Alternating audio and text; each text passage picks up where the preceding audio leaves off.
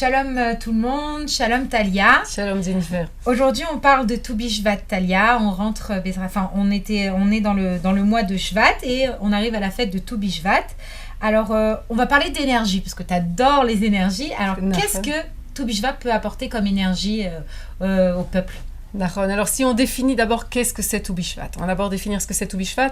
Tout en hébreu, c'est Tet Vav, ce sont 2 lettres, et si on chiffre ces lettres-là, c'est 15. Donc Tu Bishvat, c'est le 15 du mois de Shvat. Alors qu'est-ce qui se passe le 15 du mois de Shvat? Le 15 du mois de Shvat a été érigé par les rabbins comme étant la fête des arbres.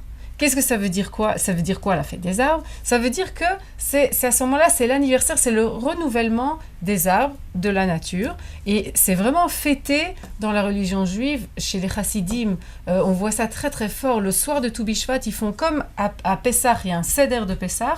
Le soir du Tu Bishvat, il y a un seder de Tu Bishvat. Ils mettent des plateaux énormes de fruits d'Israël et on fait des prières et on fait des demandes. Et c'est un moment qui est particulièrement joyeux et beau dans le calendrier juif. Alors si on parle d'énergie, les énergies du mois de Shvat, parce que c'est le renouvellement de la nature, on approche petit à petit du printemps, le bourgeonnement commence. Donc les énergies, c'est des énergies de grandir, se renouveler, se rafraîchir. Ça, c'est les énergies de Tu Bishvat. Oui. Mais attends, tu me parles de bientôt printemps. Moi, je vois pas que les arbres ils sont en mode printanier. Là, pour l'instant, il y a beaucoup de feuilles qui tombent. Les arbres qui sont... Voilà, exactement. Oui. Les arbres sont dénudés de feuilles.